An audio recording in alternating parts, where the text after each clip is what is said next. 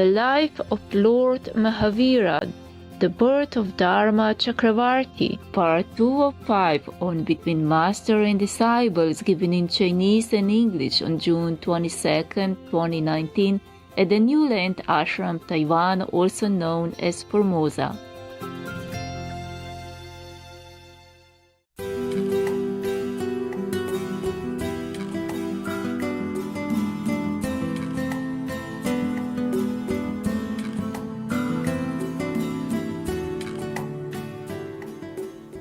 So this maid named Priyamvada rushed to the king Siddhartha and announced, "Congratulations, sire!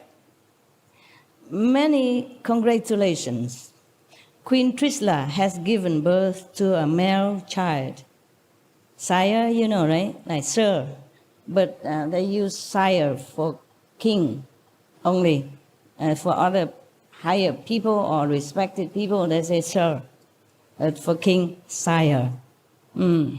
So, filled with joy and ecstasy, the king gave away all the ornaments on his body, except the state emblems. He gave everything that on his body at that time to the maid Priyamvada. He was too happy, too joyful, because he already heard so much about his son before the birth, yeah? It's a great son is coming even. And to have a son to continue his reign, that is auspicious enough already, not to talk about such a divine, great, and auspicious son as that. So he was overjoyed, and he took everything from his, except the one that represents the state and the kingship. He gave everything to the maid. He was too happy. Normally, a king doesn't do that. And you know, it must be very, very precious thing that he has given to this maid. King, they don't wear just, I don't know, it's just this like me. He would wear jewelry, huh? Diamond and rubies and lapis lazulis, whatever, you know, the best in the kingdom, and the best and the biggest and the most flawless jewelry that he would wear on his body as a symbol of authority and wealth. Kings in the old time, they wear jewelry, yeah? Sometimes they wear the long pearl also, or long chain, long necklace of jewelry, or something on their head, their body, yeah? And their wrist or their finger. Imagine, he took all that out and gave it to the maid because they're too happy. Wow. Wouldn't you wish you were the maid at that time, huh? Then you don't have to work very hard in loving her anymore. Just go enjoy the life of a luxury. He also released her from slavery. Wow, even, yeah. Thus, a slave woman was free of her lifelong slavery just because she was the bearer of the good news of the birth of the Tirthanka. She just came and tell the news, that's it, and she became free of her slavery and got so much jewelry from the king. She could live the whole life long with her family without doing anything anymore because of these precious jewelry that the king gave. Imagine that. The child just born and everybody profit already. The maid already became rich and free, just like that. Why does the king need to free her? You should know, in the old time, people sell themselves or they are sold as slaves for lifelong to pay for debt or just to get some money to live by, you know, for the family. Because the poor people, when they have children, sometimes they cannot raise them because they don't have enough money or some circumstances. And they sold their children as a slave, and that will be a lifelong. You will never be free from slavery. Or maybe if you have a lot of money or somebody bought you out, then possible, yes. But it's not always possible like that. Yeah, it's very, very special cases. And even if you have money, you want to buy the slave free, not necessarily the owner, so-called owner, would sell it. because he or she might like the maid so much or the slave so much, they don't want to sell. And they have money. Why they bother to sell? They don't need money. And they like the maids, they like the slaves, so they won't sell even. Talking about old time, in America, a few hundred years ago, 200 some years ago, still have this kind of trade, of slavery. Nowadays, we don't have that. Maybe in some areas still have. Imagine, 21st century, people still sell and buy others. Look exactly like me and you, still sell and buy them. Like a pen or something, like an object. This is not correct. Maybe this system don't exist officially anymore, but it still exists in some poor area, rural area, and it's regrettable. And even then, if we abolish this kind of slavery trade forever, we still must consider the animal slavery trade as well. They are also beings. They have feeling, they have emotion, they have intelligence, they have loyalty to each other, and they're so good to each other and to humans also. And we sell, buy them just like we did with humans before. That's also not correct. Our world is not correct in many ways. I don't know how long it takes to change all this, but we will have to change it. And we are doing all we can to change this system because it's not right. There's only one way to do things, it's the right thing. And this thing is not right. No matter what country or what government, if they have some thinking, some little sympathy in the heart, some understanding of what's right, what's wrong, then this slavery of humans and animals should be abolished long time before I was even born. That should be the right thing to do. Now we hope it comes soon.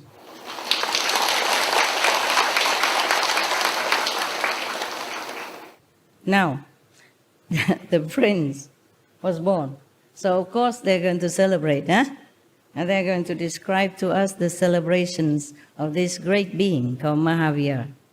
King Siddhartha called his prime minister and ordered thus, tell the officer in charge of celebrations to organize unique and special birth celebrations.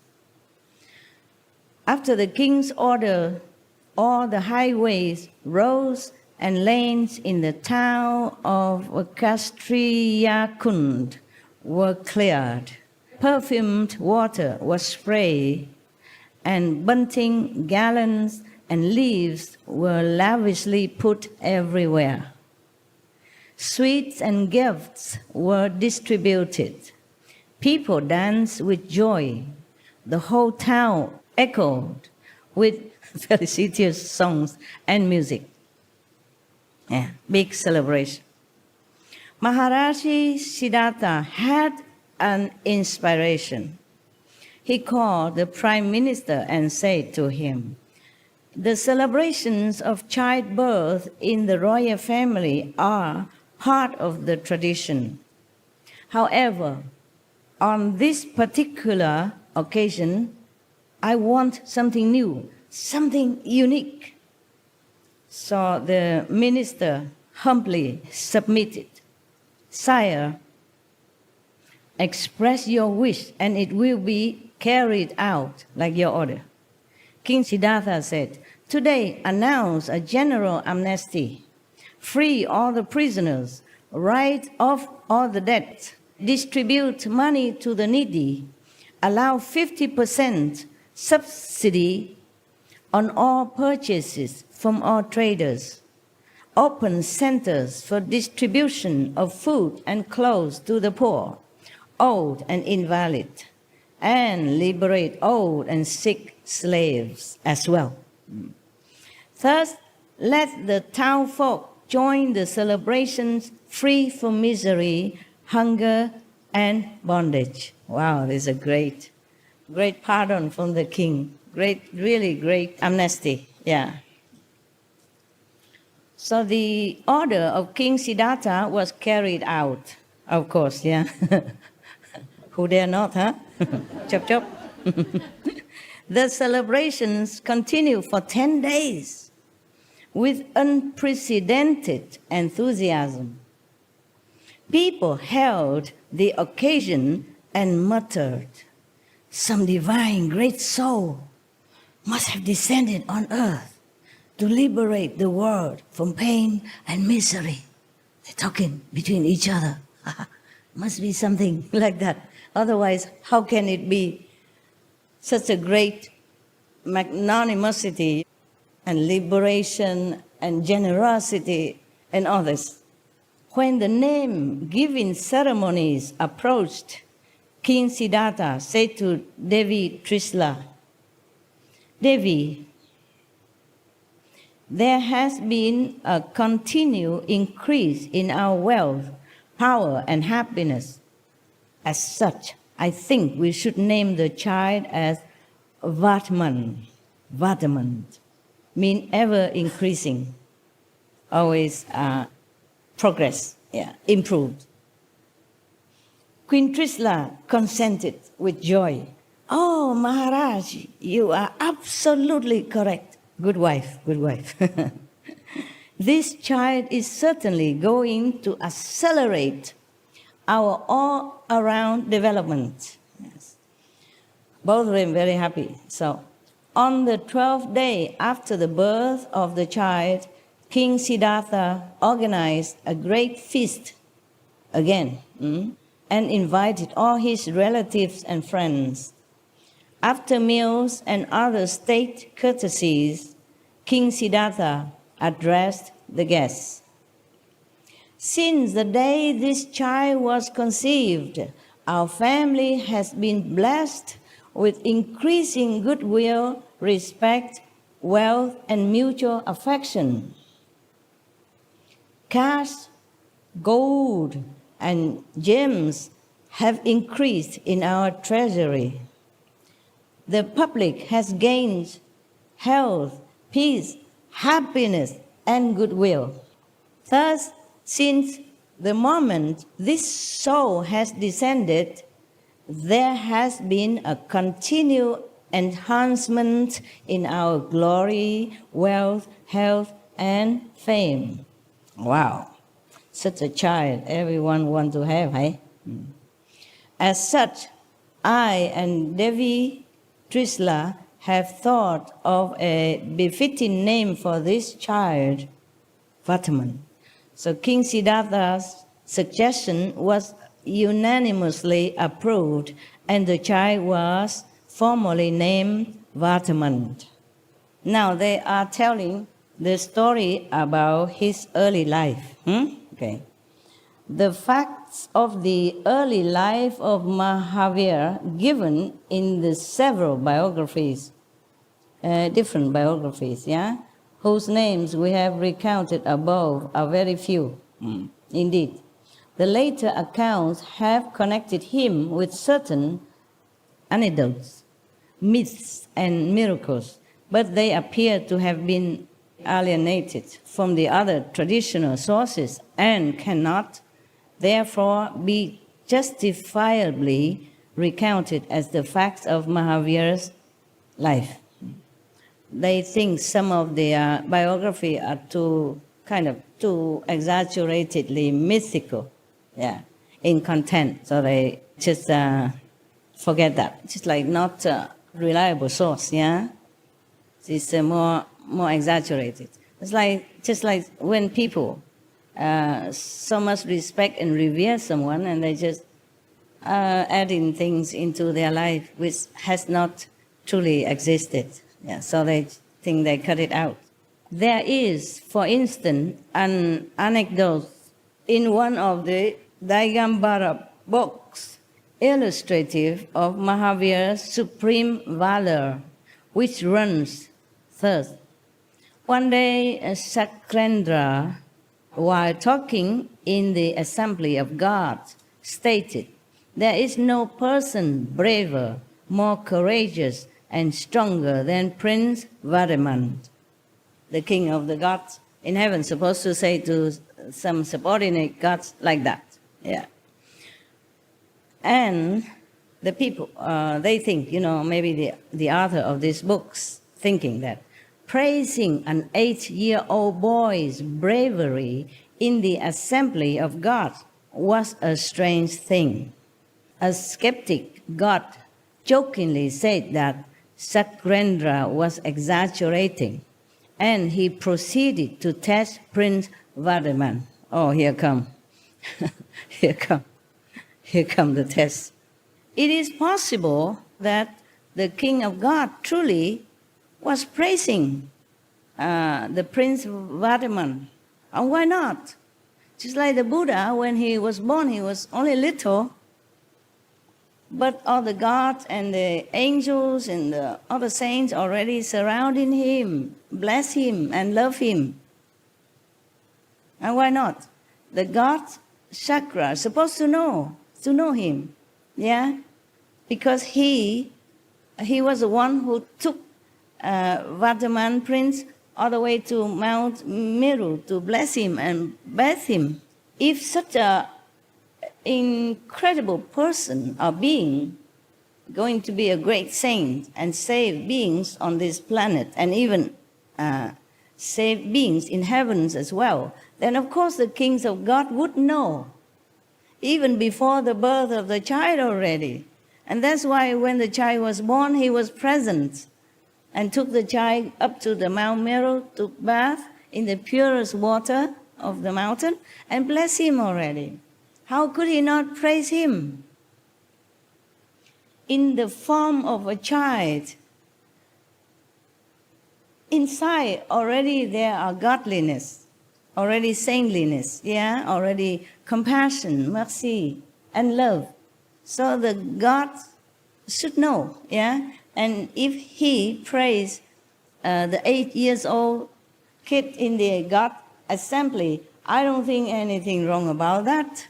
I don't think there's nothing rare about that or unbelievable about that. Do you? No. You think it's strange? No, of course not. Of course not. In the Buddhist Sutra, I think Lotus Sutra, it's recounted that 8-year-old dragon daughter, yeah, has already become enlightened. 8 years old only, yeah, so why not? The Buddha also know about that. And also praise her or tell in front of one of his disciples, I forgot, long time. I read this maybe 40 years ago. Huh? So these things are nothing really very extraordinary, huh? In the kingdom of gods or the Buddhas or the saints, these things are normal. Only for the mortal people, they don't understand. They think, oh, this is not possible. So they doubt the event in heaven, whether or not it really took place. I think it could have taken place. And this is nothing strange. And if it's written here, or in other biography, that means maybe one person, very highly spiritual, developed, it could have gone and have access to heaven and probably heard about that or see that. Just like Buddha's disciple or Jesus' disciple or any saint's disciple, they have access to heaven. And they can hear discourses or discussion from different gods in heaven. So they came back and they wrote it down. So it's nothing really strange. Many of the Buddha disciples also went to many different heavens to listen to Buddha discourses up there. Like when Buddha went to Tusita heaven to give a lecture on behalf of his mother. Somebody came back and recounted. So it's nothing strange about that. But I guess this is a biography of a great master who has been long gone, huh? So the people who wrote this or who translated or who maybe gather informations about the great master, past master, probably not be able to capiche that. Okay? But you capiche, no? I hope. No need to even say like the God or the kings of gods even. When I was 8 years old, I picked up one of the book or something, a prediction that one child is born in Asia. Right now, that child is about 8 years old, and she or he going to be very great in the world. No need to be the God to even predict that. They even see it everywhere. There are some seers, great seers, great clairvoyant who has ability to see things that other people don't see. And no need to talk about a great master. In India or anywhere, there always have been, and there always exist some great seers and great clairvoyants all time. Nowadays, even in Tibet, for example, before the 14th Dalai Lama was born, the great seers, the monks, the elder, the senior monks, who can see things, who know things, who are trusted, with inner knowledge as well. They went everywhere to look for the child who supposed to be the reincarnation of the Dalai Lama, the next Dalai Lama, which is the 14th Dalai Lama right now. And it's not the first time they do that. They always look for the Dalai Lama reincarnation, different succession. They always did that. And the 14th Dalai Lama also into the same category, that they also went everywhere to look for the child. After the Dalai Lama, the past Dalai Lama died, then they will start looking already if the soul of that Dalai Lama has reincarnated somewhere. And they find him. They will always find him and install him back in the throne as the next Dalai Lama. So there's nothing mysterious about